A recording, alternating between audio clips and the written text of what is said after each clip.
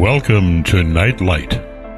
Step away from the mainstream and gather around as we enlighten the world and our realities and travel this cosmic journey we call life.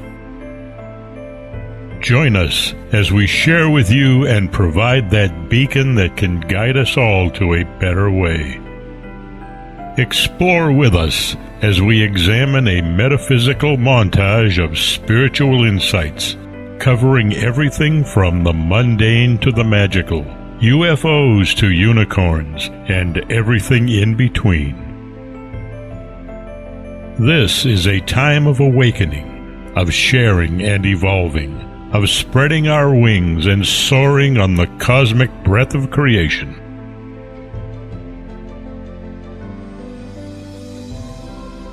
Come and join with other light-minded spirits as we weave our lights together to seek understanding, enlightenment, and, with a little luck, some wisdom. This is Nightlight, a reminder that you are never alone.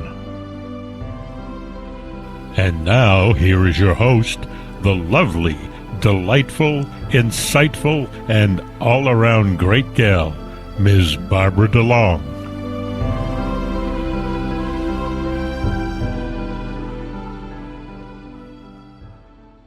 Ken Quiet Hawk for that unique introduction. His voice never ceases to amaze me. Tonight we have an amazing guest on the show. We have Solaris Blue Raven with us, and she is. I'm gonna read you all of this stuff because she's an amazing lady and she doesn't brag about herself enough. She's a published author, public speaker, timeline astrologer, MT healer, remote viewer, clairvoyant, and an assessment specialist in psychotronic warfare, synthetic telepathy, and covert technology. She's a public speaker and offers workshops on ascension, DNA activation, and spirituality. She offers classes on energetic healing and is a certified master teacher in an array of healing systems. And as well, with nothing better else to do with her time, she has a black belt. She's a black belt instructor, certified black belt instructor. She's a world-class natural psychic and cosmic advisor and has been a test pilot for covert technology, drawing from a professional background in surveillance. She investigates global anomalies in addition to her current research. She's a professional writer with several books on covert technology and psychotronic warfare.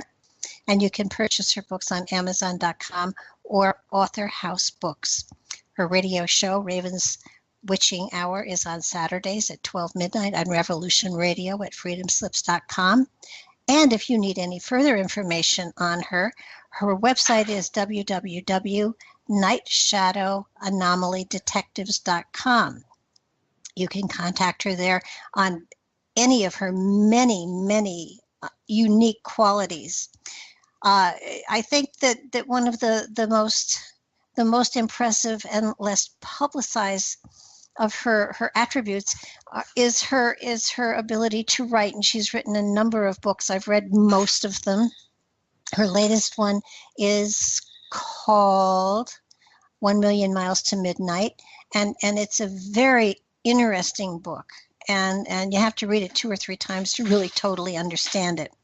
But my favorite of all of her books, and they're all great, is Transmutation Through Ascension. I have blatantly used this book in many workshops. I have given it as gifts. I have done everything I can do to get people to read it because it is probably, if you're only going to read one book on spirituality and ascension, this is the book. And trust me, I've been around for over 50 years. I've read probably thousands and thousands of books, and this is by far the best one that helps you to understand where we're going and how to get there. So, welcome to the show, Solaris. Thank you, Barbara. What a lovely introduction, I must say. And I'm so honored about the Transmutation Through Ascension. Thank you for those kind words. It means, like I said, it means the world to me. Really, from you, that means everything. Thank you. Well, it's, even though what I love about it is an easy read, and you have to go back a few times to really get the real depth from it. But a beginner can read it and get a great deal, and then someone who has been in the field for a gazillion years can read it and get further advice and help to open up those other doors that are inside of ourselves. You did a magnificent job on it, and I really think that just putting this out there was one hell of a gift to humanity, and not enough people know about it. I don't know how else to publicize it other than setting up a stand on the side of the road, which I'm not about to do. You're so sweet. I want to thank you for that. And that's the book that put me on the radar, by the way. So it's very, very interesting that book went live, excuse me, in April of 2004. And then I was pulled into that covert program. So very, very interesting. But yeah. Well, I think that what's happening today, and I wanted to kind of bounce this off of you, is that, we used to, do meditations, and we used to, go into ourselves and look for our spirit guides and look for our teachers and everything. And that used to be the spiritual pathway. And the spiritual pathway has taken one heck of a wild turn, and where people thought they were, okay, I'm in a good place. I know I'm here where I'm supposed to be, and now I can just sit and meditate on my belly button. And everybody who got to that point is now suddenly trying to catch up to the new paradigms that are coming onto the radar of all of us. And it is so exciting. And I don't think many people understand that, first of all, we're never done learning. Mm-hmm. And second of all, that you get to a place where you have a handle on your spirituality, and that's when you have to take it cosmically. Mm-hmm. I so agree. That's well said. Yeah, it seems to me like, there's so many multi-layers to our consciousness and psyche to begin with. But what I've noticed is that once we start reaching that avatar consciousness, for my own personal, my own personal experience, I had people, or what I would call adversaries, that would show up to challenge my frequency or to challenge my state of consciousness. And that took on the form of what I would say is the covert technologies. I can't say that for everybody here on the timeline, but I will say that there is a lot of strange, anomalous activities and energies that are emanating and overlaying and almost hijacking the ascension waves that are connecting in, which makes it kind of turbulent. So mm-hmm. I think everybody here, if you just keep your cosmic design and your multidimensional compass set for the full light universe, I think you'll be fine. But yeah, it's interesting because, I'm just glad I did the spiritual work when I did back in the day, because even now at least I have a benchmark that's really solid. It's like a black belt. It's like a black belt in cosmic consciousness. And that way we can sit there and we have another layer, but then we can progress on. But some people, they're doing the work, but I see that this is such a strange, distorted world that it might be a little bit odd for them to experience what we used to be able to experience back in the day also. Well, it's certainly not as safe as it used to be, that's for sure. But what I'm finding is there are people coming out of the woodwork saying, I have the way, follow me. And I cringe when I see people like that. I mean, you give people step by steps, but they have to do it themselves. And that's how you're supposed to do this. You're not supposed to sit in a class and follow a teacher and listen to their words and live by them. That's not what is. It's not the way, because everybody's way is unique. Everybody's level of consciousness is slightly different, slightly more unique, and everybody's here for a different reason. So one person, unless of course you got somebody that is teaching you love everyone and everything will work. I mean, if you take or teach the golden rule, that's fine. But I see so many groups now forming, and I keep thinking this isn't a good idea. And yeah, well, it's like the guru syndrome. It's just we don't need somebody to attach onto and live precariously through. What we do need to do is self-empower, which is really dealing with our inner shadow self and ascending out of our dark side into this multidimensional design that I talk about. But I think you're right. I think there are a lot of strange, I would say almost entity-controlled people out there right now who are channeling and bringing in and thinking they have all the answers. And I believe that they're not listening through the divine energies of the cosmos. But that's just my own perception. No, I totally agree. And that's another thing, that a lot of us channel, but not to get people to follow us, to give people understanding or philosophy to apply to their own lives. And that's where I think so many people who say, I channeled this instruction. And to me, and it's only my own personal interpretation. Everybody is different. But for me, if I look at something that I've channeled and it is a philosophy, I'm comfortable with the fact that it's channeled.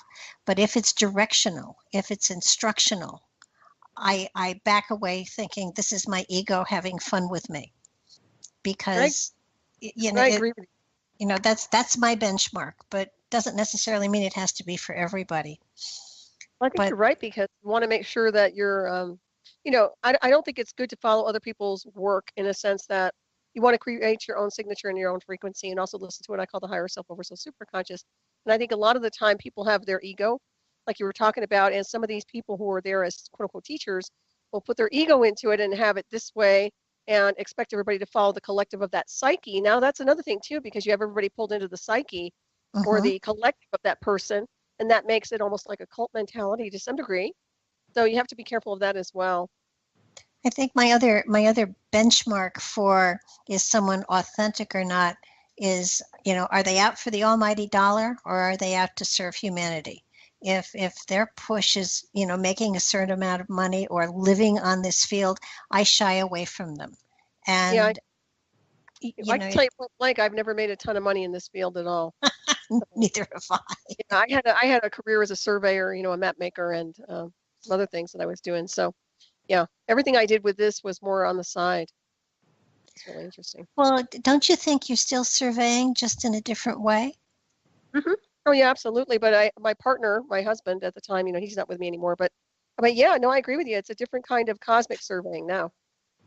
And it's fascinating. I'm finding, and I started out as a school teacher, but feel like I'm teaching in a different way now. And I only teach by how I learn. So that I have the joy of talking to people like you on the radio and learning from you, and really, sucking you dry. And it's fascinating, because you have been around for so long, you've experienced so much, and you have a gentle approach to the spiritual that is just profoundly beautiful.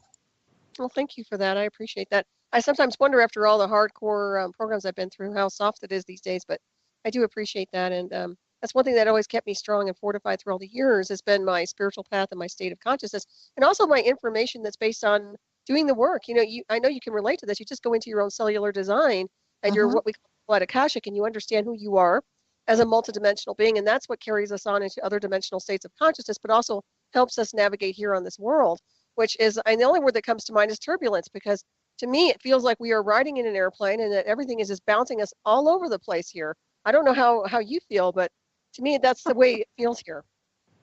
No, I totally agree with you. And it's just, every now and then I sit and I think, okay, come on now, settle in. And, you're on a journey. And I know that the challenges I will draw to myself because I signed up for them. I understand that. And I embrace them as best I can, and I complain as little, but I do complain. And it's sort of like, I understand there's a purpose for everything, but sometimes I look at some of the things that are happening in the world, and I kind of want to just say to somebody, really? You thought this was going to teach us something?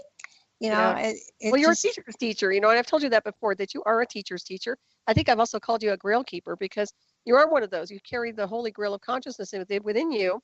And I still see you. I still see a lot of people around you, insofar as you teaching large groups of people at some point in the continuum. I don't know how that's going to formulate. Maybe it's through your radio show. You're already doing it. Well, yeah, every now and then I sit back and I come to a time when I'm just saying, okay, I've done all of these things. Now, if I've been there and done that, I don't want to do it again. And so I think one of the things that I've been looking at is doing a teaching night once or twice a month on Blog Talk, and just teaching the foundational stuff, teaching whether it is understanding the Akashic records or looking into some of the cosmic things that are happening, or helping people to understand how they are the person they have to look to solve their problems, because they asked for them. So there had to be a reason. And kind of I don't want to pull anybody away from anything, but I want to give them another thing to think about. I And agree. if Well, I just oh, go ahead. no, if I just make people question things, I will have done my job. Right. Yeah. And you do that. You also activate their DNA just through your own osmosis effect too. But what I notice is that when we're gone. And that the data stream of information is going to be very hard to find after beings like us are off planet. Because even though we have books and we have this and that, I think that a lot of people here who don't have those benchmarks that we have are going to find themselves lost in this maelstrom if they don't really understand the cosmic design. And you kind of alluded to that earlier on, that you really have to do the spiritual work. And I think that, yeah, things are progressing very quickly here and you can Google anything, but that doesn't mean you have all the answers just because you can Google it, as you well know. It means that you have to Yes. go in and write and get the fine-tuned information, but get the resources you need, and whether that's through a library or through books like ours or whatever, you really have to do the work. And I think people are into the instant gratification a little too much these days, and then the mass initiations that happen with quote unquote systems like Reiki and all that. Yeah. I never heard of such a thing when I was being initiated or I taught my students. I never ever did anything like that. So That is pretty spectacular. it is. I mean, you have groups and groups of people, like big hordes of people that are doing mass initiations. So. Yeah, that I don't, it has to be a one-on-one, or you don't, for me, it has to be a one-on-one, or I don't feel like I've gotten something or given something. I totally agree. Yeah. But it's really been fascinating this summer, and it's kind of like I pulled out of a lot of stuff. I kind of sat down and I said, okay, whatever comes to me is what I'll do. And what has been most fascinating to me is the extraordinary people that I've been able to pull onto the show and learn from and talk to. And I think, aside from you, one of my most favorite so far was Dr. Sam. Oh yeah, he's wonderful. And Yes, thank you. It was funny though. I listened to your show with him and I thought, I know she really wants to say something, but he interviews himself. He asks the question and then he answers it. Makes it so easy. So you just let him roll. Yeah. Oh yeah, Great. you can do dishes, take a bath, do your laundry, and just go every now and then, and you've got it made. But he's a spectacular man. He's just he's full of light and joy, and I would say that going to the Bosnian pyramids would be something that I would almost put on a bucket list because they sound so phenomenal. I would love to go, and I mean, I'm really anxious to get out there and see that and feel the energy. Also, I feel like I could heal there. On whatever needs to heal would be healed simultaneously. I really believe that. So, yeah, I feel the same way. And I want to thank you for turning me on to him because I didn't know about him, and I contacted him through you. So thank you. And of course, he's going to be on my hyperspace show too, which I'm excited about. Oh yeah, now he's an amazing man, and I have no problem with sharing any of my guests with anybody because this is such a great platform to help to give people the chance to talk to millions of people, and right. it's an exciting place to be. And if we don't share, then I have next week I have Frank Joseph on. Nice. And he's been an idol of mine. The books that he's written are just phenomenal, and on Atlantis and Lemuria and Mu and all Wonderful. And so I got all excited when I got a hold of him, and I said, I really, what is your newest project? What do you want to talk about? Figuring he'd want to go to any of those magical places. And he's currently written a book about dolphins, and I thought, dolphins? Interesting. Is that telepathic? Actually, the title of the book is, let me grab, Our Dolphin Ancestors, Keepers of Lost Knowledge and Healing Wisdom. Yes, they are. I wrote about the record keepers in my book, as a matter of fact. Yeah. Oh, dolphins and whales, cetaceans. Yep, absolutely. Wow. I want to read that book. So once again, I may be stealing your guest again, Barbara. That's perfectly all right. He's written over 30 books, and usually I try to read everything that an author has written. In his case, that is not the case. But usually, if they've written 4 or 5 books, I try to get through all of them before the show, so that I have sort of a frame of reference as to their thoughts and their philosophies, so I can give them the good leading questions so they can look really, really good, so I look good. So, And I appreciate that, by the way. Most hosts do not do that. I want you to know, so thank you for doing that. Are you serious? I am serious. I rarely do interviews with people who have actually read my books, and I was very, very honored that you did. So I think maybe a few people have done that, but not very many. I have no clue. Didn't just read, stole. Okay, I'm honored. No, I give you credit, though. I do. I give you credit. You do, and I thank you for that. You're a sweetheart. I love you. You're wonderful. But I think the thing that to me is most amazing with the way things are going today, with all these magical people that are out there, is that everybody is so kind and so generous and so willing to share, and getting people to just listen to them talk and listen to the excitement in their voices. It is just, it's such an honor to do this work. It's this is not work. This is, I'm forced to read my most favorite sport. So it's kind of like, I get to do what I love the best, which is to learn and to grow and to stretch. And that's so doing a teaching show once a month or twice a month or whatever I feel like I'm comfortable with is I think on the horizon for starting in either late August or early September. Wonderful. Oh, that's exciting. And I know I'm behind in your group for the meditations too, and I love doing that, and I just got so busy. So I'm glad that there's an archive I can access to do.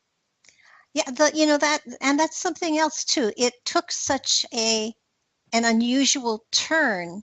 I'm taking 2 weeks off because it feels to me as though the meditations, though going to sacred sites, just seem to have veered away from what we started out doing. I mean, it is remote viewing, but it feels as though it's remote viewing into other dimensions. Right. Yeah, I totally agree with you on that one. Definitely. And I think that, Bill got sick, and so I just had to pick sites, and so I started picking sites around the world, and I want to do one on China. I want to do one on some of the pyramids in the United States. I want to go into South America and some of those sites. I want to go into Stonehenge, and but I think the meditations themselves are delightful. I really enjoy doing them. What is kind of getting to me is I'm not getting any response from anyone.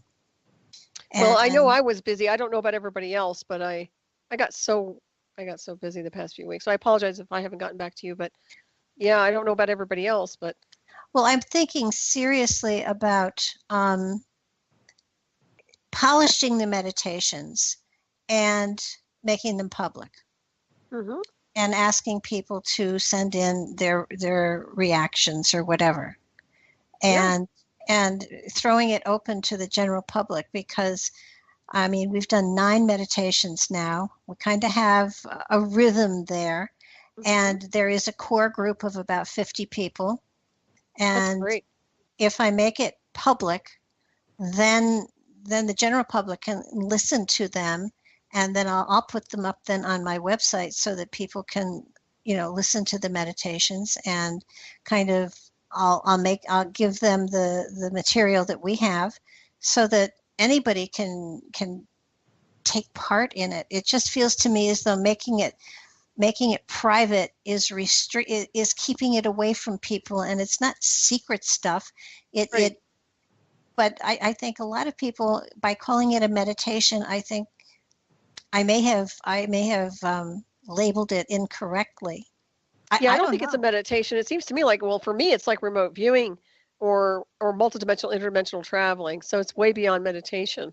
Although meditation is kind of a precursor to getting to those levels, right? Yeah. So there you go. You're guiding people who might be new to a lot of this stuff, and then of course, I think that you're just opening doors for people, quite honestly, with these things, and I don't think these doors are dangerous in any form or dimensional space. So, yeah, I think it'd be kind of cool to open it up to everybody. I think I think maybe after I get back from my vacation, which is going to be a working vacation, Mhm. I will re-record them and make them public with all the information that they need for it, and just let people experience it. And if they want to send in their impressions, their feelings, or their insights, that I would be very welcome to that. No, I think that's And great. and then from then on out, they will be public and they will be advertised, and just let everybody have a chance at this. I mean, originally, um, I think there was a reason Bill didn't want to make it public, but I think that because we've moved off the Giza Plateau and are all over the world, um, that he would be okay with it. I have to talk with him Great. first. You But know what I think? I think that we should do a DC. a DC? Yeah, like yeah, the White House, and I'm talking about the history beyond the history. I'm talking about Oh, the way it's okay. structured, but that might be interesting to see what people pick up on through that energy. I totally agree with you, but what seems to be happening with all of these meditations is we jump into another dimension almost immediately.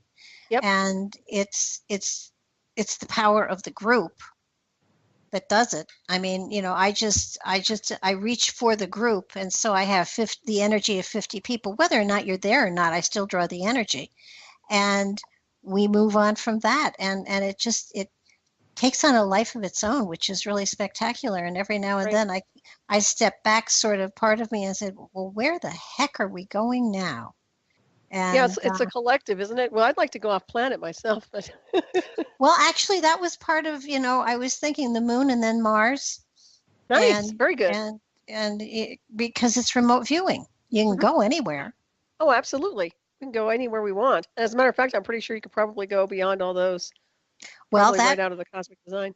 well, I was thinking that too. It's There you just go.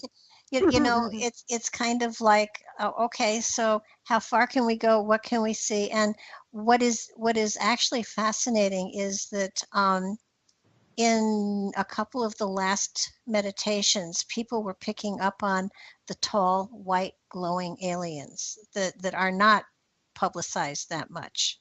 Very interesting.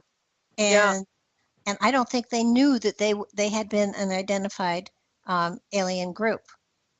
Which site was that they were looking at? It was, I think, the Bosnian Pyramid, and Wow. then one before that. Very So, good. That's very interesting. Well, I wouldn't discount that at the Bosnian pyramids at all. You heard that transmission, right? You heard that oh yeah, transmission. That's and something about that transmission that I'm telling you, that sounds like a distress signal. well, it could be. It absolutely could be. I gave people two videos they could watch to kind of get an idea as to what the Bosnian pyramids were about.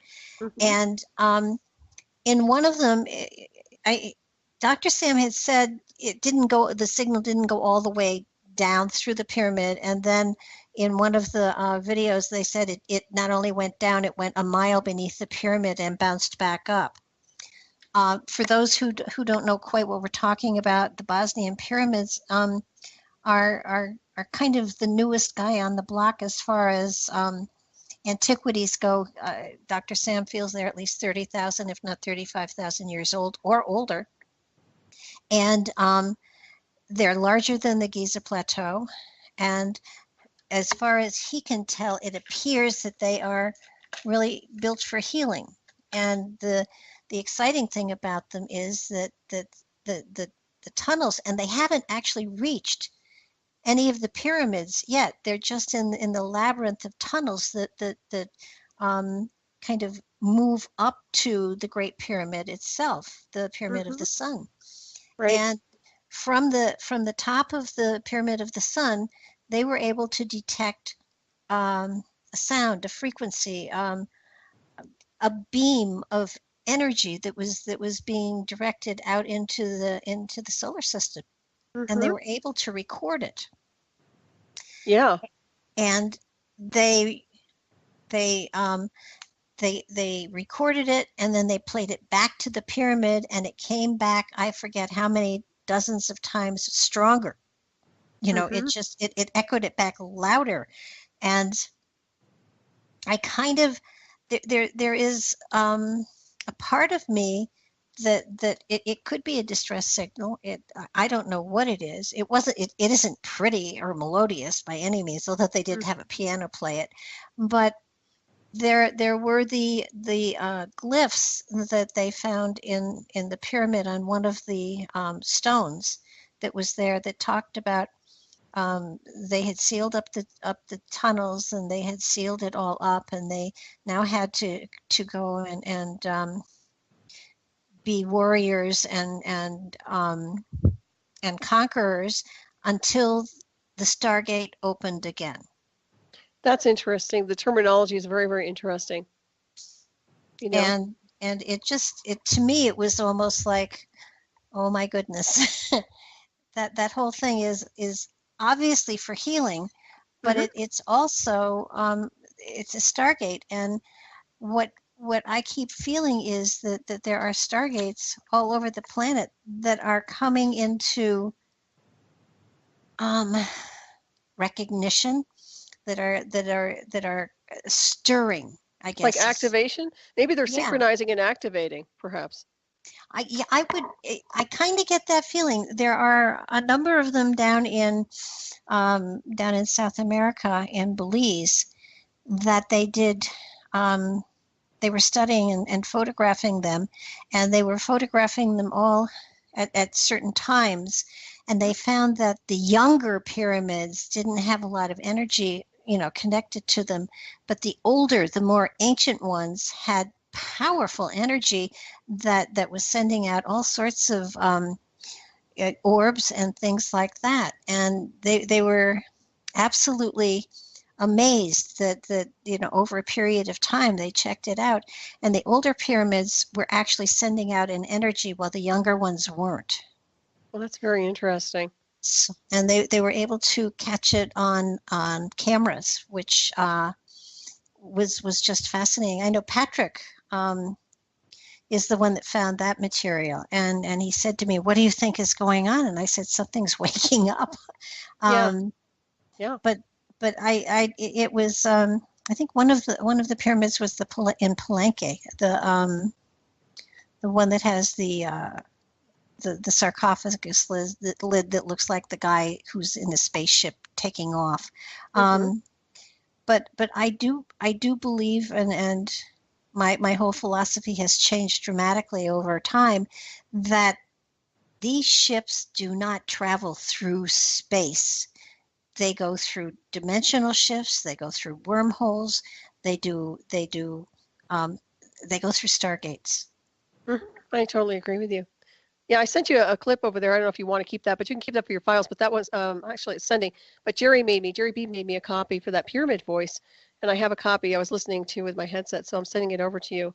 But I think it's critical. And you know what else comes to mind is not a headset, but a helmet associated with the Bosnian pyramids for stargates. I'm not sure what, but that comes in really strong. Yeah, well, I have his book on the Bosnian pyramids, and it's fascinating. It's like listening to him talk. Mm-hmm. But it was, I was so taken with his genuine desire to share it with anybody who wants to come and work in the tunnels. And they did pictures with checking people's auras before they went in, and then when they came out, they did studies with people who had, oh gosh, arthritis and all sorts of maladies, and after a great period of time in the tunnels, that they were cured. Yep, exactly.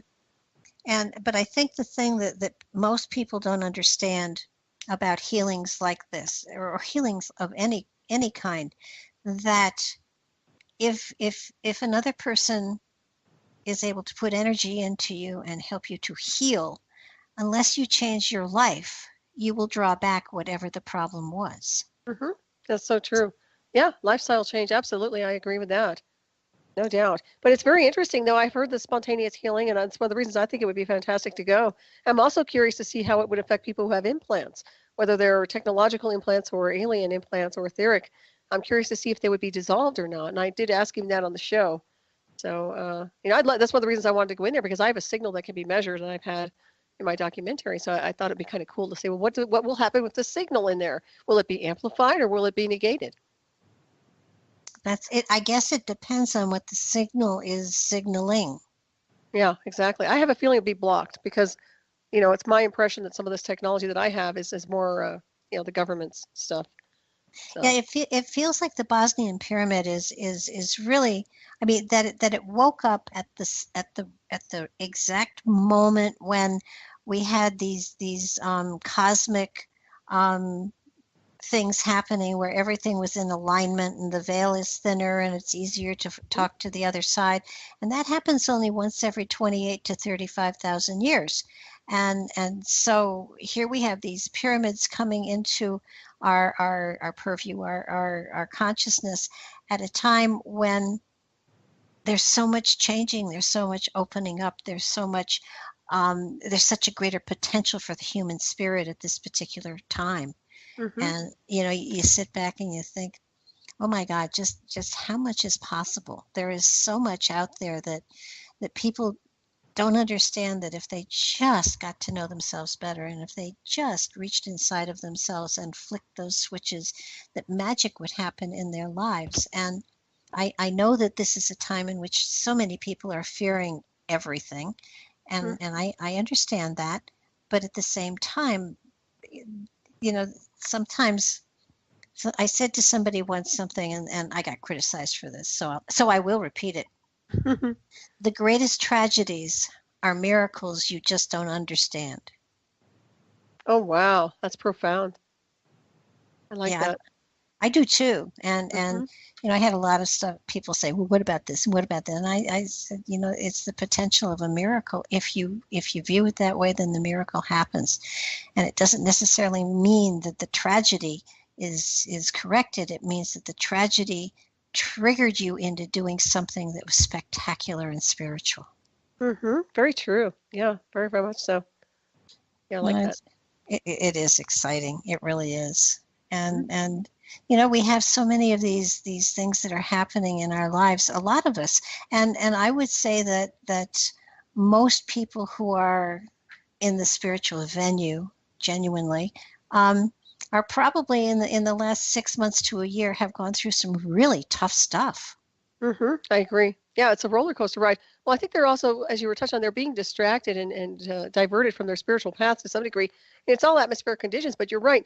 We're in a midst of right now where we can actually focus on some wonderful, phenomenal energies. And I like talking about the Bosnian pyramids because that is just, to me, that's where it's at. He is exactly where he needs to be doing what he's doing. And I applaud him for doing that too, by the way. Man, Dr. Sam, because I can't imagine anybody else with that kind of integrity. He's just so good at what he does, and he's taken a lot of heat from that. I know that for sure, with all these other people and these other so-called professional, Well, the Egyptians didn't want the tourist trade to leave Egypt, which, and that's another thing. I think that there's so much going on the Giza Plateau that, there are, I don't know if you've seen the maps, but there are at least 3, if not 4, levels of tunnels that are beneath the Giza Plateau that have been used throughout antiquity for all sorts of things. And the Black Ops are now using some of them as well.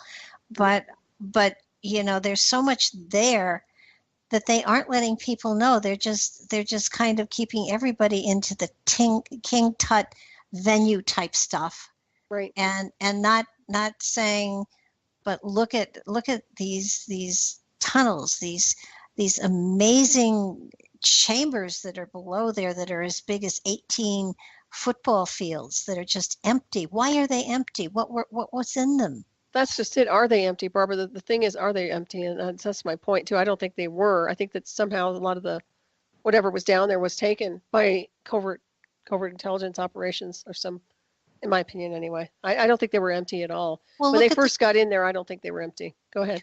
Well, look at the Thoth material. I mean, he Mm-hmm. said that his spaceship, the master spaceship, was Mm-hmm. buried under the plateau or under the Sphinx, somewhere there.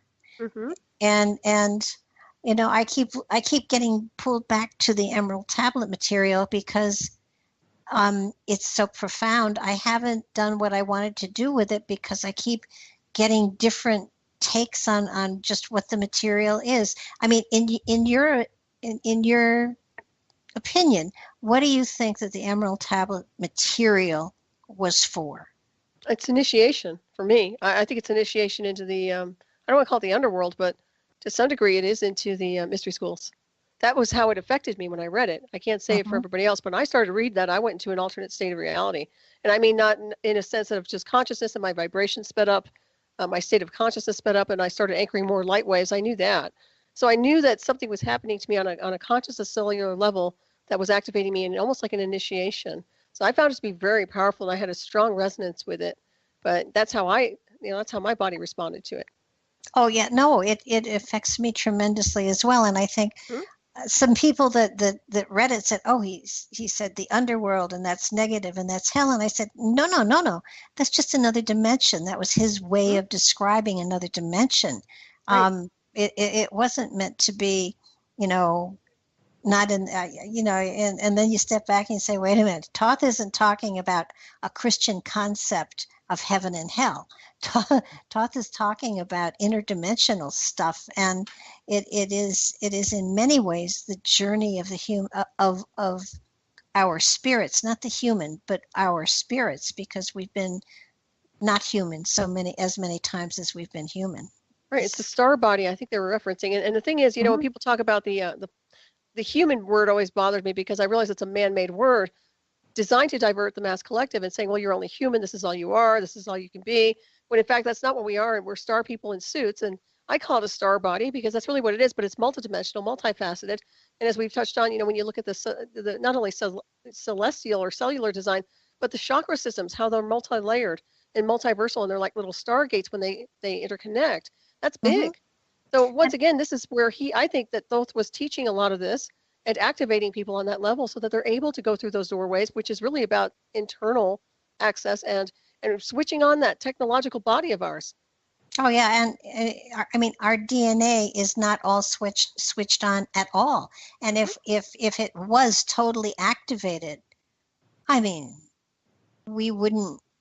We Well, wouldn't be here. We could go anywhere. no, I was just going to say we wouldn't have the avatars that we have now. And you think your body is a very personal thing to you in this particular at this particular point, incarnation, whatever, but it's just an avatar. It's just something the spirit is writing in, and Mhm. in another time, in another place, in another dimension, um, you could be, I mean, a different entity of you could be a green blob, and Mhm. and well, it's kind of every now and then I do past lives on the show, and I can remember reading somebody and doing a past life for him, and I said, and I stopped dead in my tracks, and I said, huh, and he said, go on, and I said, well, this is very unusual, and he said, yeah, go on, it's okay, I'm fine with it, and I said, well, you're a green blob. And he That's said, yeah, I'm funny. familiar with that time. And I That's thought, funny. I thought, oh my goodness. It Right. it Well, just yeah. it I knew that was the case. It's just that I wasn't sure everybody else did. So, Right. it's kind of Well, we fun. changed into whatever formula we want to be, I suppose. But I'm always connected to those soul extensions and soul dissensions, and that's the part of it that I think that when you look and see what's going on in this world and how linear the corporations are, we've really just we've outgrown the vibration of what they're doing here to such a level that it has to shift. It has no choice but to change. And I think that actually synchronizing all of the computers that are connected. When I say computers, I'm talking about the how would I say, the avatar computers connected to the grid insofar as the pyramids go. If those sync up and start activating appropriately, I think that we would be on another planet. I think that we would completely uh, kind of dematerialize what's here and Mhm. reboot everything with a full light harmonic. That's my That take anyway. Well, I would totally agree. I feel strongly that, especially with those meditations, and the one that was it the Bosnian pyramid? Um, Gosh, I don't remember which one it was, but I think it was the Bosnian pyramid where I yes, have you done the meditation with the Bosnian pyramid? Not yet, and I have to, and that's just why I said I would be behind, and I'm so sorry, but I got so busy. But I'm going to do that one, and I'll send you my information. What fascinated me was that as we got to the very top inside, we met a gatekeeper who said you have to leave your your astral body here. You can only go to the next level through spirit. Wow, that's And very powerful. we went through that, and then the meditation took us into pure spirit and what was on the other side of that, and then brought you back. Well, that's beautiful. How beautiful is that? Yeah, it was really cool. Yeah, no doubt about that one. Well, when you were talking about that signal that went, you said a mile beneath the pyramid? And it bounces off a metal plate of some sort. That's It, for fact, right? That's scientifically done. It's very yes, interesting. yes. There A is. metal plate. Hmm. I don't know if it's a metal plate or iron rock, or there's a shelf of some sort. It bounces off. I don't know if it's natural or artificial, but there is about a mile down. There is a iron or metal shelf, which the signal bounces off, and then back up and out into the universe. That's amazing. That's absolutely amazing. Boy, I'm gonna have to look into that. Yeah, no, to me, the Bosnia, and I don't understand why they were saying that it was artificial. To me, it's so obviously man-made, Hmm. and they just I guess scientists just don't like things sprung upon them, even though they've been around for 35,000 years. That's not exactly springing something on Hmm. somebody. Right. But Yeah. were you aware that there are pyramids here in the United States still? I've heard that there are. Can you elaborate on that a little bit? Because I haven't done a whole lot of research on that. They're in Illinois, I think, Okay. and when we get to them, I'll send out information on them. I don't. But yeah. They're they're leftovers, I think, from the mound builders, and I the more I go into all of these structures, the more I understand that while they were built here, but I don't believe that they were built by residents at the time. I feel strongly that it was an interdimensional shift of maybe even the entire structure. Hmm. So that when you come to especially things like the crop circles. Now, Right. those a crop circle is created in my philosophy. A ship phases in, does the circle, stops time, phases in, does the circle, phases out. That's why you Hmm. don't see anything large creating these circles. And what I found amazing when I started to see them was that many of the patterns that they have are replications of my cards. Oh my goodness, that's pretty powerful. And the what is it? It's the flower of life Hmm. mandala. I Hmm. created that. I have a painting of it downstairs. I've painted it, Beautiful. and I painted it just as a channeled pattern. It wasn't something that I was saying, oh, cosmic, whoever, give me something. It was like, okay, where are we going next? Hmm. And it, it was um, it was fascinating because when the cards came out in 91, that's when crop circles started to really become popular and publicized and stuff. And Hmm.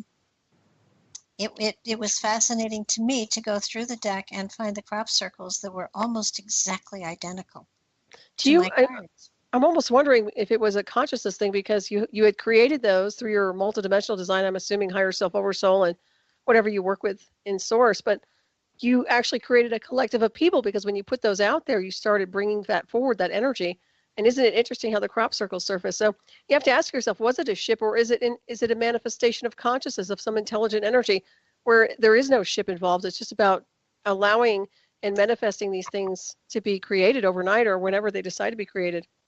It well could be. I know that when I saw them, I thought, oh, that is just so weird that they are so similar. And what I found out later, that at the exact same time frame when but I had done personal mandalas for about 10 years. So there were about 500 of those around the world. And the deck of cards was the last thing that I created as far as the mandalas went. Wow. And I found that in the Pacific Northwest, there's an ashram there, and they created similar patterns, almost exact, and they called them holy portals. And I went to an Indian healing with a friend of mine who had cancer, and did not know that you were supposed to give the chief a gift. You know, I new to all of this stuff. So all I had was a deck of cards, and I gave him a deck of cards, and he started to look at them, and he pulled me aside with the man that was helping him, and he said, "Where did you get these patterns?" And I said, "I just drew them. They were given to me." And he said, "These are power shields. They're not meant to be shared or replicated." And I said, "But I didn't copy them from anything. I just drew them." Wow. And he looked at me, and he looked at the cards, and he said, "Well, maybe it's time they were shared." My thought at the time was that these patterns were given to people to put out there in all different ways at that particular time, so that they were out there for people to use as portals, as triggers, as whatever. And the Indians had them, that ashram had them, the deck of cards was out there, and that's been all over the place. And that most probably there are other places that those patterns have been replicated as well. And maybe I know that some of the crop circles are actually integrated circuits when you look at them. Yeah, very much so. I agree. Yes. So that are they giving us pieces of a machinery that we're supposed to put together and create? Are they? Wow, very well said. Yeah, that's highly possible right there. Well, like I said, I think there's a restructuring going on, where the corporate cabals are trying to restructure, so is the great cosmic design. And I think that that's happening in an overlay as far as that's what's really going on. But I love what you're doing right now, Barbara, because I think that those groups and everything you do is extremely significant. And for some reason or another, something really big is going to come out of that. So I don't know what, but I think it's already starting to. So I'm glad you're doing it. Well, I talked to a number of people, and I said, this isn't working for what we intended it to be. So I need to restructure it and throw it open to everybody. And it will still only be about maybe a 20-minute meditation. And Perfect. At the beginning and the end, I'll say, if you get impressions, if you get feelings, please send them to me. I like to hear what people are getting. And if I get material, fine. If I don't, fine. But it does make me research areas too. I loved the Arctic one. I had a great time in the Arctic. Oh man, see, I'm behind. I need to go read these, and yeah, cool. And we did the Japanese underwater one too. Oh, you did? Oh, gosh, see, I don't know how many. I must have missed like 3 or 4. I swear. So well, they're in archive, and they are going to get polished up and put out there for everybody to. They'll be on my website to listen to. So. You mean the Antarctic? Is that the one you did, or did you say Arctic? Antarctica, or what? We did Antarctica. Oh, nice. And that was really unique. I bet. And if you talk to Robert Salas, I just interviewed him. He's under the impression there are giants there that are being activated through stasis. Now, I don't know if y'all picked up on anything like that, but that's what he's been saying. So. No, I'd love his contact information. That would be. I'm going to send you his contact information. Yeah, you do. Okay.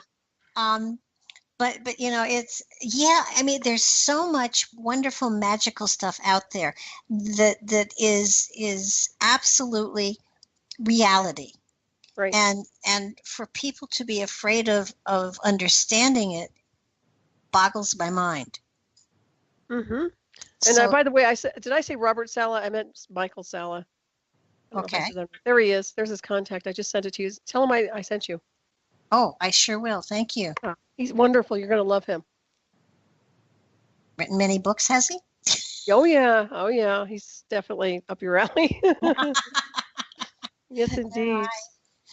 I have I started a very small collection of books whose authors I knew, and now it's a bookcase full of them. And it is, but I don't, I just love to gather information, and the itty bitty tidbits that come in here that are often really strange, like we have 46 chromosomes, right? We're a So they say. we're a highly evolved physical person. The common potato has 48. Mm-hmm. Which basically means mashed potatoes has more going for it than we do. I don't go by mainstream documentation, of course, you know that, but Mm-hmm. yeah, they're so behind on so many different levels. But you have to ask yourself if they really did that. Obviously, they did it by design. That they knew that they were sending and giving and providing wrong information, and that could be misdirecting people. Because consciousness alone, I mean, when you activate your DNA, it goes way off the charts. Mm-hmm. So yeah. Multi-layered, multiversal. I even call it a triple helix because it's way beyond the double helix. And I think it's hard for most people to understand that they are a consciousness. They aren't a physical body. Correct. Yeah, because they've been programmed and indoctrinated into this illusion. It's a stasis. This is the stasis. We're in the stasis right here. You ask me. Yeah. Well, not us, but a lot of people. Solaris. I went and I picked up Dr. Sam's book. And for anybody who's interested, the name of the book is Pyramids Around the World and Lost Pyramids of Bosnia. Almost anything they teach us about ancient history is wrong. Origins of Man, Civilizations, and Pyramids. And it's by Dr. Sam Oskmanagic. And the reason we call him Dr. Sam is because his last name is very hard to pronounce. I mentioned the runes, or they looked like runes that were on one of the stones, and somebody interpreted the glyphs that were on one of the stones in one of the tunnels, and it translates to this: the gateway is closed. We are at a standstill. We will have to act as warriors to defend and conquer until we can move again through the Stargate. That's pretty powerful. Isn't that, though? Amazing. Yeah, it tells you an awful lot. Now, I'm trying to remember what year this was supposed to be or how far back this was, how many thousands of years? Do you know offhand? 35,000. 35,000 years. Well, wow. And he did find that there were at least three civilizations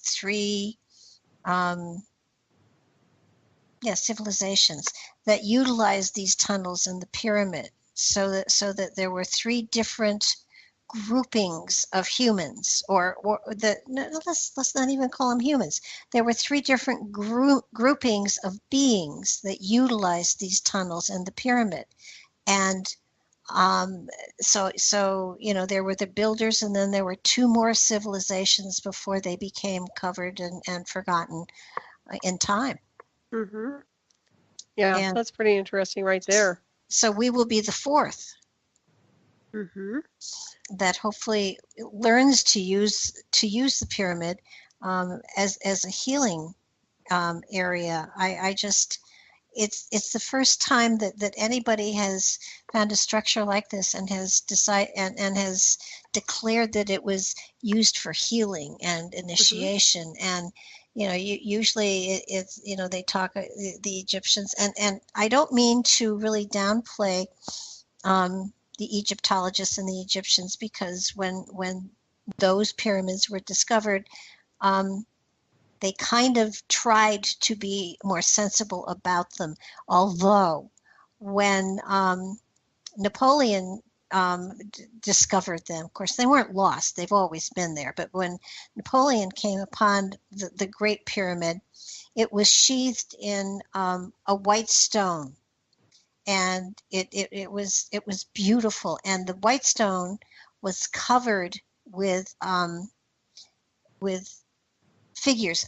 It wasn't hieroglyphics. It was another language. And an earthquake shook most of those stones off, and then the Egyptians used the stones in the building the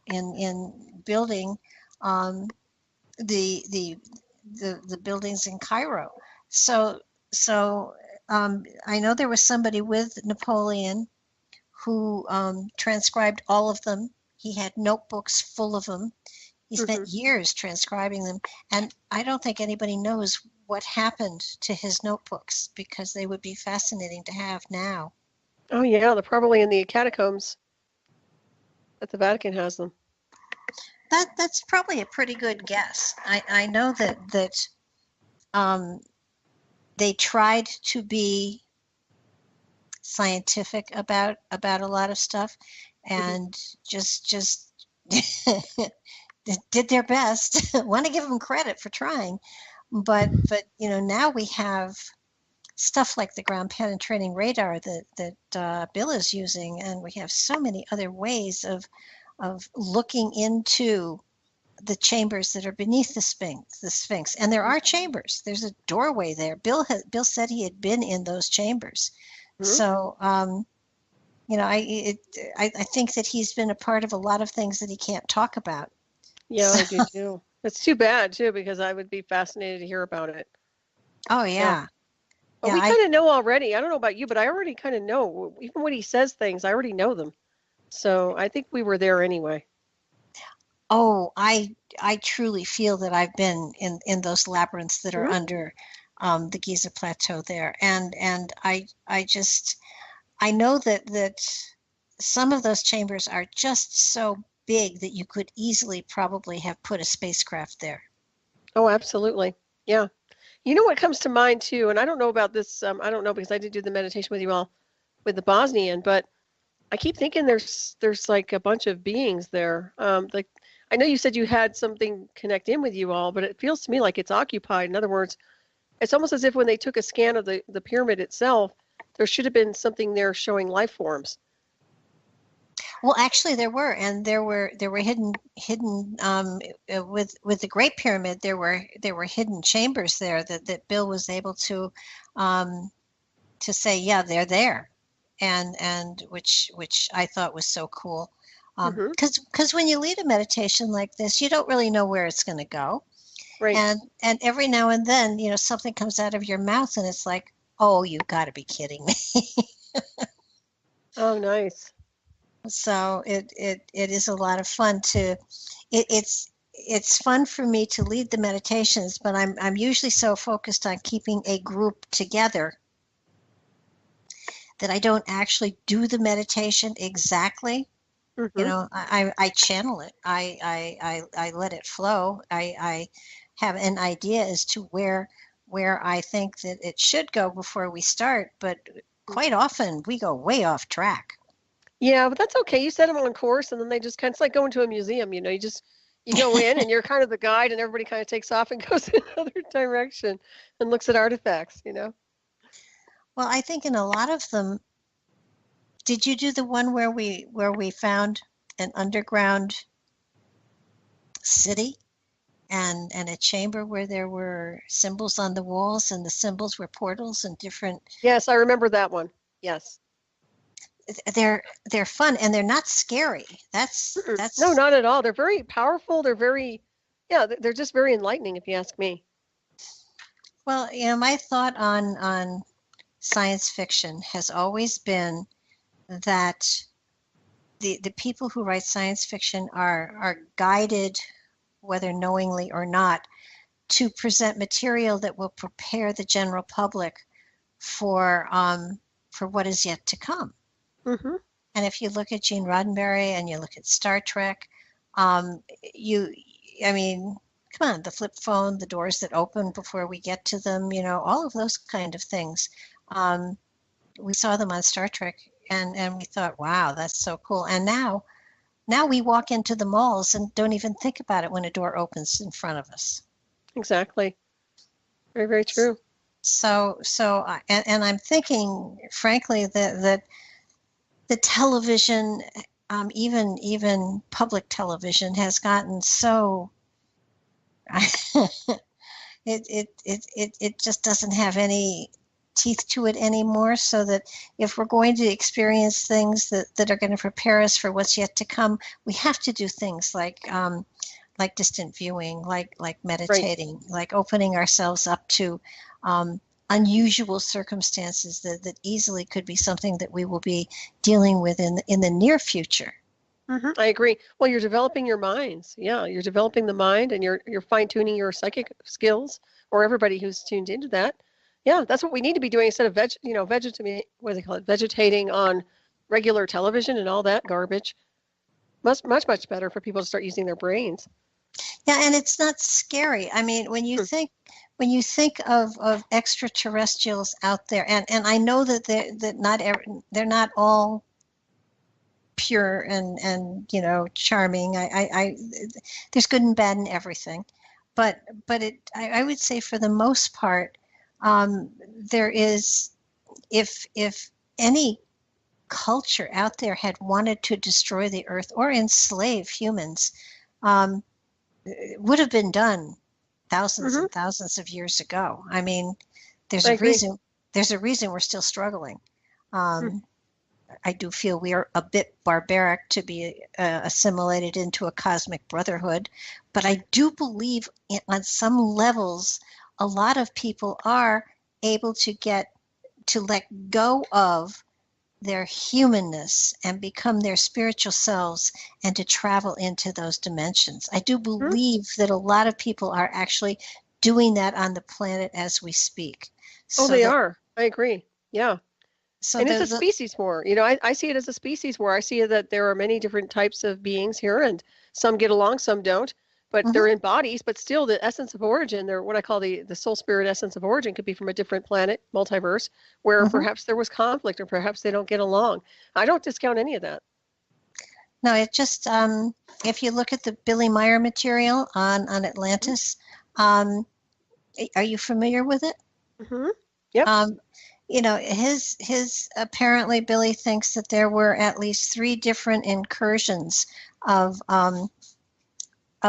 beings from other dimensions that came to this planet at least 3 different time frames, and they all basically settled in the same place, and they were here to colonize, and they ended up going to war with each other and destroying each other, but one of them came only to conquer, and in order to do the conquering, he took his soldiers off-world and had them engineered so they did not have compassion.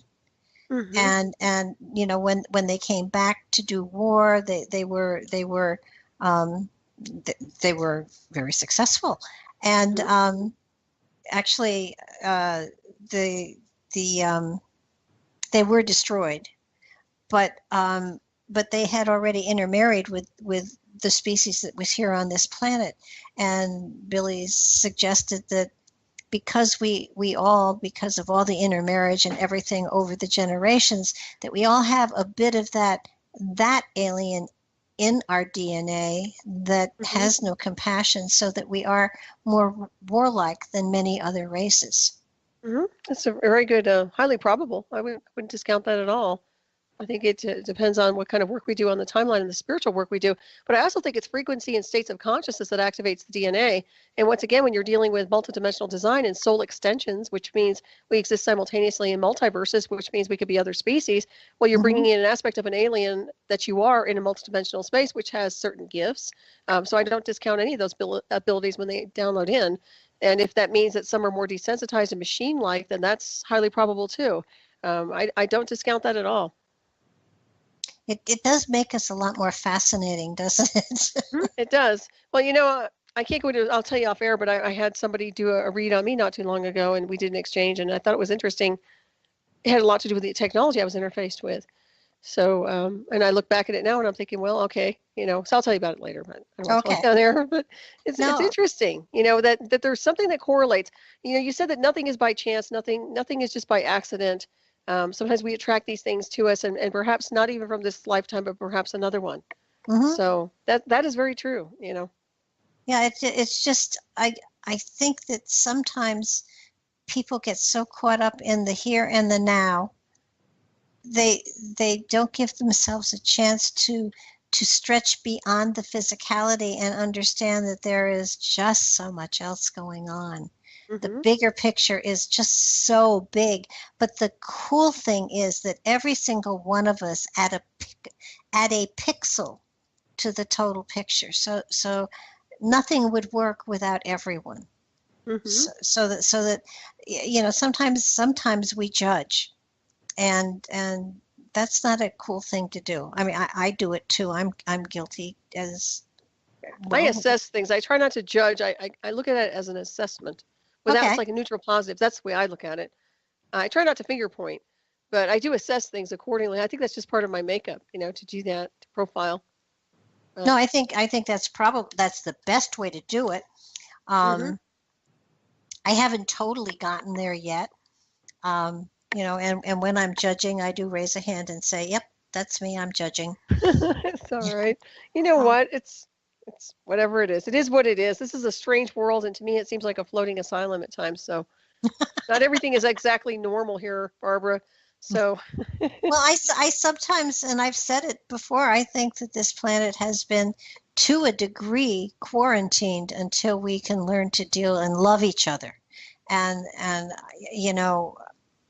when you look at things like politics and all of the secret this and the secret that's going on, it's kind of discouraging to a degree. And yet, that inside of every single one of the people out there is that single spark of love of the Creator. And we are a family. And, you don't have to like everyone, but that element of love is there. And sooner or later, it will win out. I'd like to see it sooner rather than later.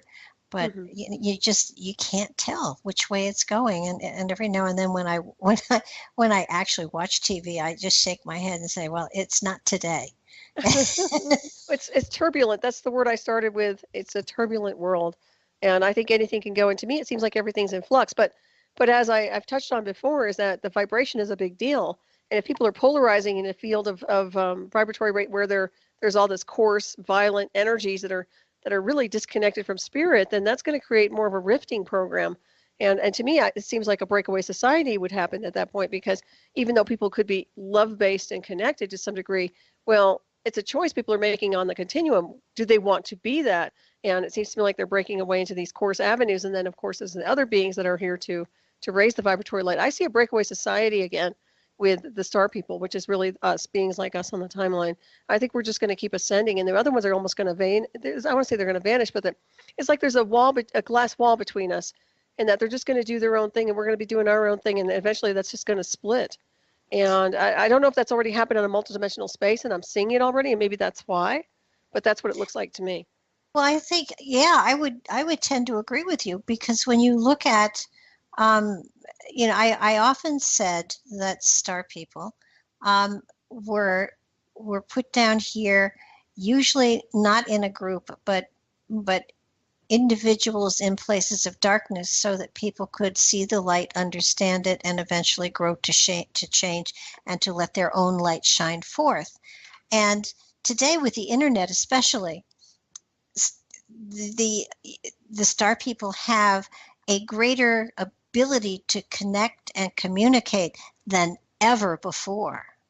Mm-hmm. While we may have been isolated initially, now we have the ability to tap into one another, for now using the internet, but I strongly believe that that intuitively that we're going to become more and more telepathic and be able to do it without the internet. And it does feel as though that kind of a network is beginning to connect around the globe. Now, it's a thin film. It's very much like our chakras are connected by just a thin layer of single cells, and that's what it feels like is happening with people who are. And you don't have to be. And I think one of the things that so many people don't understand is you don't have to have a tremendous education. You don't have to have a bunch of college degrees and things like that. You need to be open to learn, and that's the only requirement Mm-hmm. to Oh, to absolutely. to get in this kind of a flow.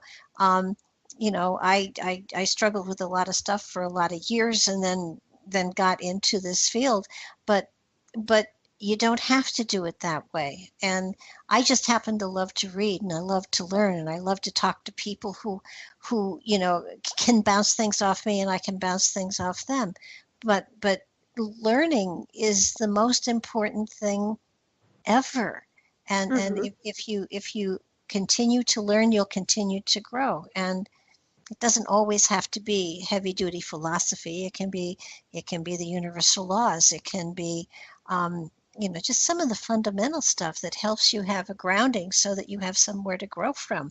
But when it Mm-hmm. comes to the turbulence that is in this world, sometimes you have to allow things to crumble in order to get a better foundation to build something better. Mm-hmm. I agree. And I totally agree. that's what I see happening. I see foundations and foundations in all aspects of the word, whether it is a corporate foundation or if it's a building.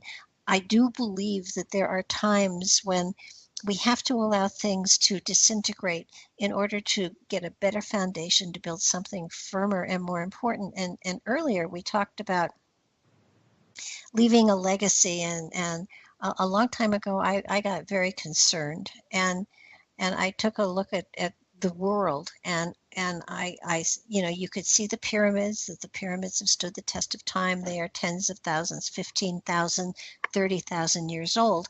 And so civilizations have come and gone, and yet they stand as a reminder of something. Mm-hmm. And a lot of that has, there have been 4 mass destructions of this planet, in the history of this planet that they've been able to document theoretically.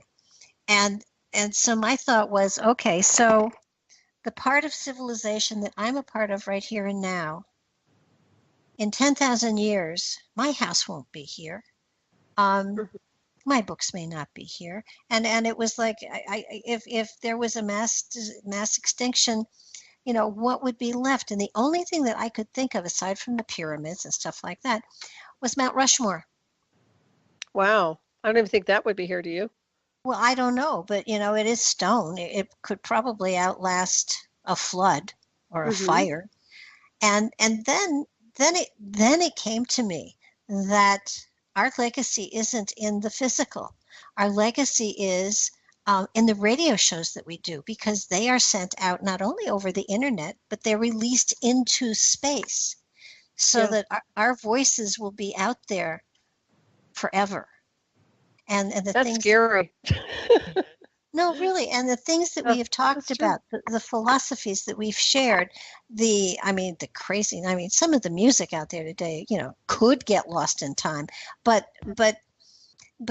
there is the elegance of the spoken word and the intent of the message within it, and it to me, it doing these radio shows is leaving my mark in time. Mm-hmm.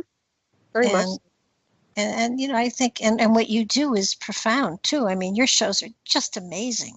Well, thank you. I just put the information out there and let it roll. But I have to say, you were talking about the pyramids and how they've withstood everything. It always comes to mind that maybe there's some fractal data there where it stores us as consciousness also.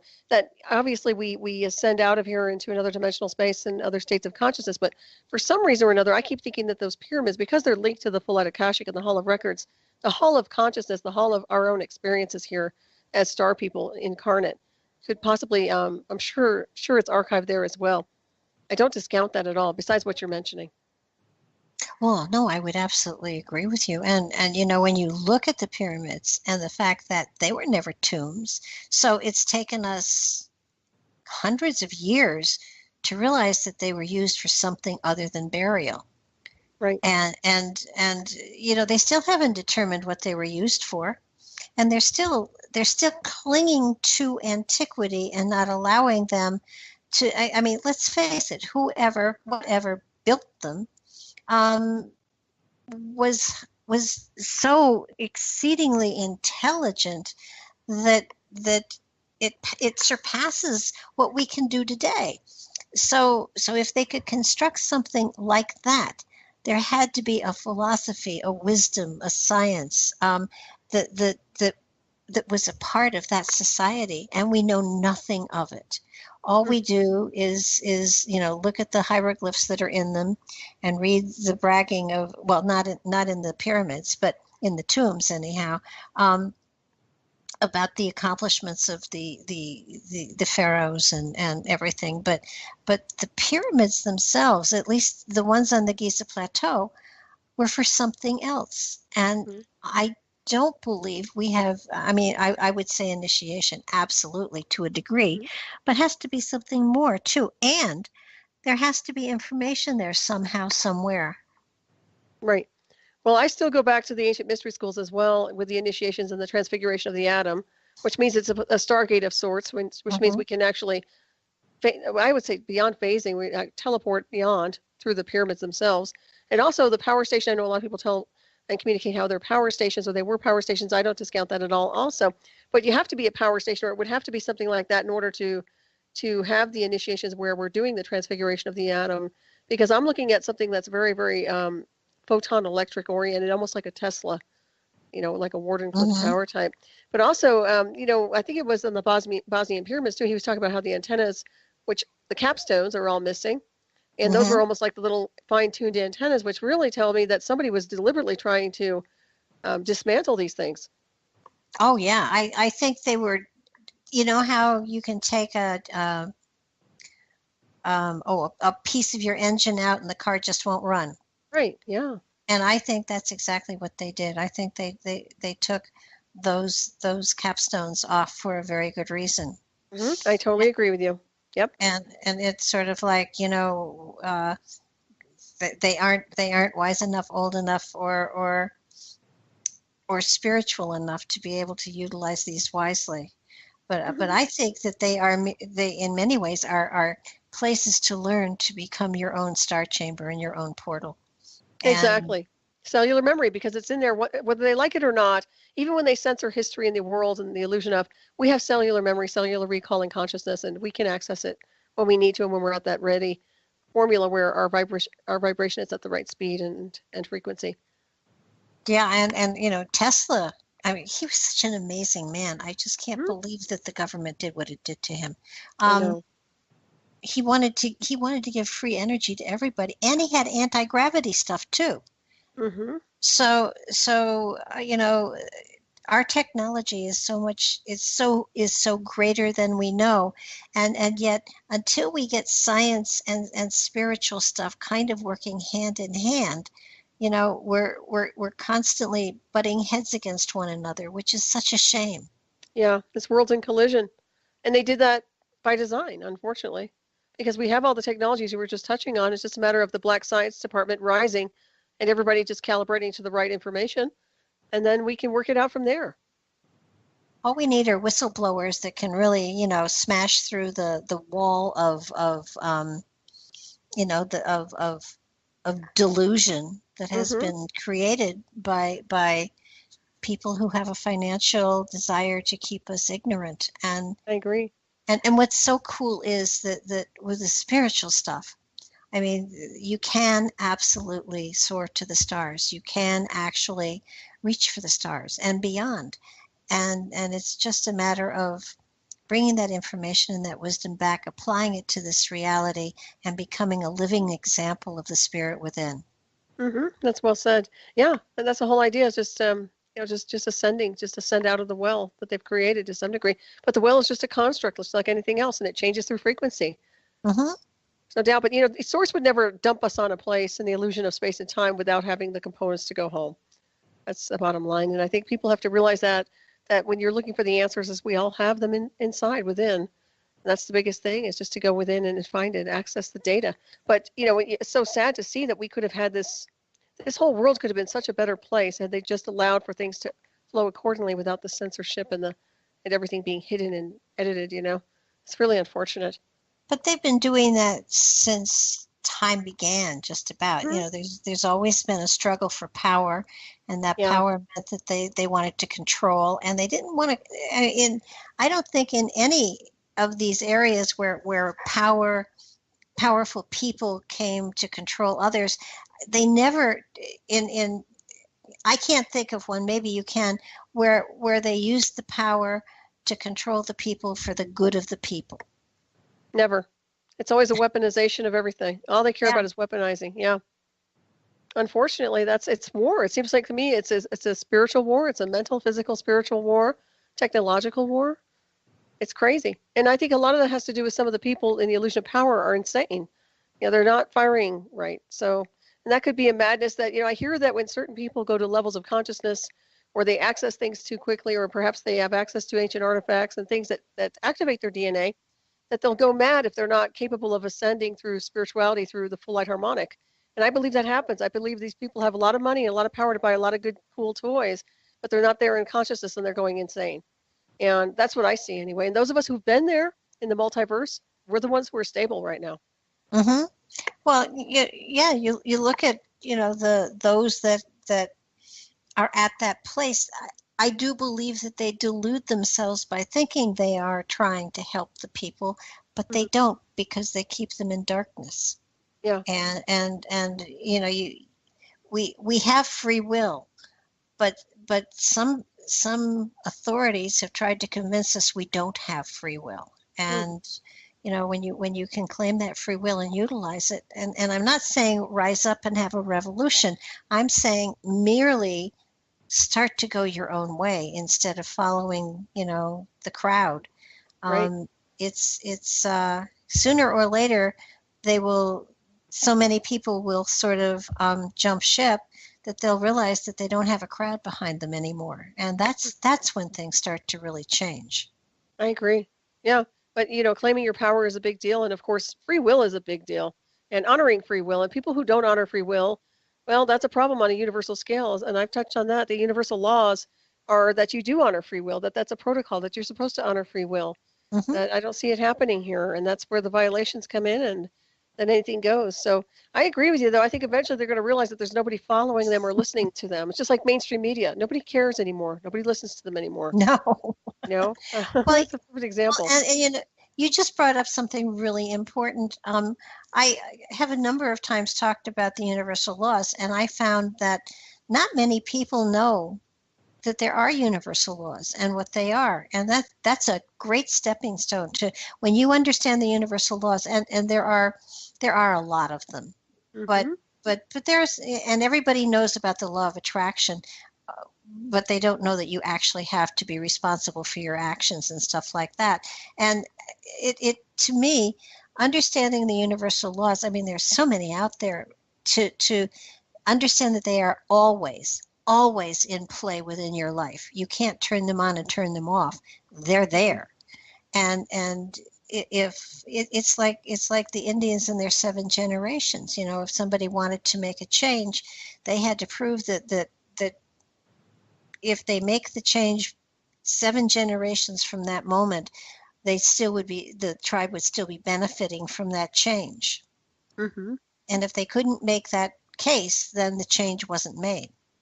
Very interesting. Well, it's kind of like releasing vows and contracts associated with your ancestry. Yeah. That's a big deal too. If you're carrying the cross for something that was going on prior to your existence here on the timeline, then it's good to do a clearing like that and a release of vows and contracts. Oh, absolutely.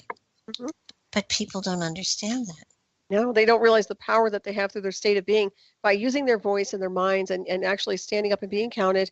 and articulating what they need to manifest on the timeline, they can actually change all timelines in the illusion because it's just energy and consciousness anyway. Well, and we do. We create our reality by our perception of it, and that's another thing. There's so many people that, you know, they will be positive for a time and then they slip back into the well, what if and this could happen and that could happen, and if you're intent, if you believe in the positive, it does happen. Oh, absolutely. Yeah, it's a resonance effect. Mm-hmm. It really is. There's no doubt about that. You have to believe. I mean, believing is a lot. That's why faith healing, or if you want to call it, I mean, there's a lot of truth to that. People believe they can heal. Their body will relax and allow them to heal. Oh yeah. But once healed, the person that has gotten the healing, they are obligated to shift and change their lives, to let go of whatever had brought whatever it was into their life, to let it go. Yep. And that's it's sort of, I served in the pulpit for 5 years, and after one church service at coffee hour, they had great donuts. A woman came up to me and handed me this jar of pills, and she said, will you bless these diet pills? And I just looked at her and I said, you've got to be kidding me. And she said, no, will you bless them? Because I know they will work so much better for me if you do. And so I put my hands on them and I closed my eyes and I blessed them. And I handed her back the jar and I said, now you do understand that they will only work for you if you follow the directions on the bottle. And she looked at me and said, what? And I said, you have to follow the directions for them to work. That's great. And she said, but you bless them. And I said, only if you follow the directions. She said, but they say I can eat anything I want if I take these pills. And I said, you can eat anything you want anytime. But if you want to lose weight, you'll follow the directions on the bottle. And she said, no, that's not how you take the pill and then you lose weight. And I said, hear what I'm saying. Oh my gosh, that's funny. If you follow the directions on the bottle, it will work. And she just kept looking at me and she said, no. And I said, okie doke. And I guess 3 months later, she came up to me and she said, you have to follow the directions on the bottle for them to work. And I said, really? She said, yeah. And I said, well, I think that makes you a magical person, that you found out that secret and applied it, obviously, because you've lost weight. And she said, I didn't at first. And she said, but then I remembered what you said and I followed the directions. Oh, that's funny. That's great. But that's the way life is. Yeah. We have directions. And if we follow them, and the directions are inside of us, they aren't in a book or on a tablet. They're inside of us. And the golden rule, primary foundation for every religion out there, just about. And if you start with that, then you're golden. I agree. Yep, self-discipline too. Oh, geez, yeah. Yeah, I have yet to learn how to follow the directions on those bottles totally, but I at least know you're supposed to. There you go. That's a key right there. Absolutely. But I think, and also, looking and understanding, and it's so much of the magic that's out there, because it is profound. Yeah, it's really the ethers. It's just a manifestation. What people choose to create in their own reality. Yeah, and so many people today especially are looking for a class to be in or a group to be in, and there are so many wonderful shows out there that have so much great material to share. I tell people, please don't pay a lot of money for any class you take, because spirituality is supposed to be free or close to it. And when I did my spiritual development group, and when I, did these distant viewing things, excuse me, they're free. They're right. It's take it and apply it to yourself. But participate with a large group of people. But I mean, to pay for something like this just seems so wrong. Well, another thing is too, they should just get into the self insofar as meditation. Go within to find the answers and get your mind to just be still, and you'll understand a lot more versus just Googling everything and trying to absorb all the data out there, because that can be oversaturated without a doubt. But Oh, nobody can tell you a whole lot about your life. They haven't walked in your shoes. The only time I've had profound experiences through spirituality is through initiation. I mean, those have mhm. been really powerful. But when it comes down to doing the spiritual work, I was on my own in my own little hermit world. Well, it's different for everybody, and that's that's that's what makes it so hard for so many people. You say you have to go within, you have to do what feels right to you. You have to open yourself up, and I what I find is the hardest thing for most people is to stop thinking and start listening. Hmm. Yeah, to your higher self, Yeah, not the chatter. because when you're thinking, you're in your intellect, and that's where your ego sits. And so it's a matter of stop trying to think your way through this. Just allow yourself to flow and let your spirit direct you.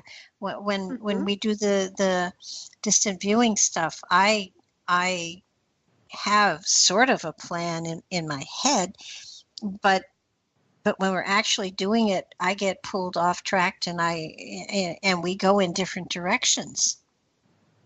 And every now and then I'm talking, and I'm thinking, I really have to get these people back. That's funny. Yeah, it's like a Stargate. We'll get you there, but will you be able to return, right? Yeah, and I think one of them, I forget, it was the second one. I in one of the meditations, for some reason, Blog Talk stopped recording, and I kept right on going, but nobody heard me finish the meditation. Oh, wow. It was really weird, and so I repeated it again the next week, because it was a good trip, and I really wanted to make sure people were able to go with us on it. And I think it's going to be a lot of fun to do them and to throw them open to the general public. Oh, I think it's going to be incredible. Yeah, I bet you're going to get a lot of people accessing it also. I think it's wonderful.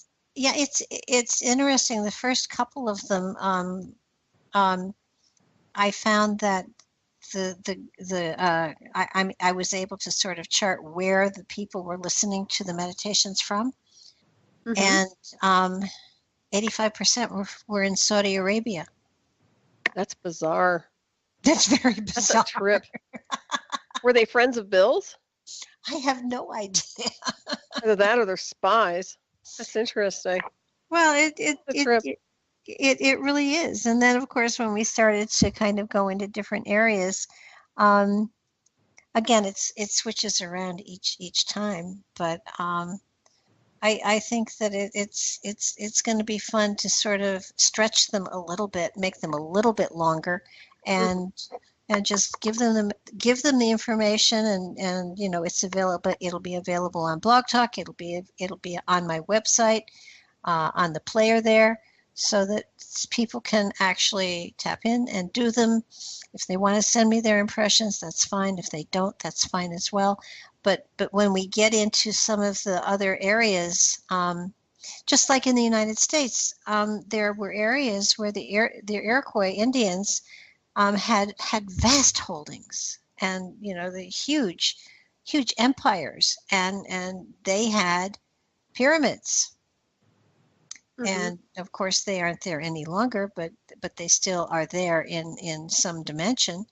So it would be possible to go into those, and then of course when the giants were on this earth plane, they were the mound builders. We could certainly go into some of the mounds and experience why the mounds were created and who were put in them and why. Mhm. So in many ways, it's going to be a spiritual investigation of the mysteries of the past. Yeah, I like that. I like that a lot. Well, I still like the idea of the moon, and also I'm sure you're probably looking at S4 Area 51. Have you thought about that? Yeah, Yeah, because that sounds like fun. I did it a long time ago. I don't. Do you remember when AOL started? Oh A yeah, long a time long, ago. long Yeah. Yeah, a very long time ago. They had the Crystal Cave or the Crystal. There was a place where psychics gathered, Mm-hmm. and I worked there and I did free readings there and stuff like that. And somebody called in and asked me to tune into Area 51. And what was amazing was, I said at the time, and this goes back to the, wow, 70s for sure, maybe Mm-hmm. even before that. And I can remember saying, okay, there is a survivor. He's in a mountain someplace in a laboratory, and he's sending out a signal, and he's broadcasting the signal, and it's being received, and material is being shared. And Oh. all these years later, when you do hear about what was happening with Area 51 and what happened to the survivors of the three crashes that happened in 47, Mm-hmm. it is amazing that there were survivors, Mm-hmm. and one of them lived for a very long time, and he wasn't in a tube like they have in Fourth of July, Uh-huh. but he there have been survivors of some of these crashes, and Right. why don't they tell us about them? I mean, Mm-hmm. why Too make much us experimentation. well? And you know, all they're doing is selling fear, and for the most part, these survivors, and there are people that are here, that are colonizing, that are living among us, that look just like us. Mm-hmm. Well, chances are we're all hybrids anyway. Well, yeah, So. I would suspect that too. Mm-hmm. I mean, we have Absolutely. to be. Yep. I think So that's that, where the curiosity comes in also, oh, because absolutely. that's why we seek, because we know deep down what we are. You know. Well, yeah, and when National Geographic and then Ancestry.com started to do the DNA stuff, I was very leery because I had a feeling, and I still do, that they were looking Mm-hmm. for certain genetic structures. I agree. And and I had a friend once who said to me, somewhere there is a white table ready to have you dissected on when you croak. And I said, Oh gosh, that's funny. well, it just, because of the things that I could do and stuff like that. And Right. that was like 30, 40 years ago. But I still have the feeling that they are looking for certain DNA groupings Mm-hmm. and haploid, whatever it is. I mean, um, there is a DNA structure that is very significant, as to I agree. extraterrestrial stuff, and Right. so they are looking for it. Or I they do can take it believe. through EEG. I mean, they can take it through your brainwave templates. If anybody's had an EEG, Hmm. then they can store the data. And of course, they store the DNA, the blood, whatever. When you get blood work, there's always ways to take all this information and store it. I Yeah, think but that's. it's not just DNA too, though. It is consciousness, Hmm. Yep. and everybody has the capacity to expand their consciousness to be able to do wonderful things, and it's not just levitating or walking on water or stuff like that, though that's cool. It's being able to communicate. I know that I communicate with my animals all the time, and Hmm. anybody can do that. Animals talk to you in pictures, they don't talk to you in words. And um, it's something that there's so much out there that we have the ability to do that just takes work. I agree. And all you have to do is put the effort in and have the intent to be genuine and loving, and it goes so far, and you learn so much, and it's so exciting. I Hmm. mean, yes, today I hear a lot of people say, I'm struggling and just surviving, I'm not living. And, I say, well, what's stopping you? I don't have enough money. Well, you don't need money. to be happy. You don't need money to bring joy into your life. All you need is to get in touch with your inner self, and then you join a cosmic dance of creation that is just profound. Mm-hmm. That's very true. Yeah, and also love, self-love, love for yourself, and radiating and emanating that love. Love is significant. Absolutely. Mm-hmm.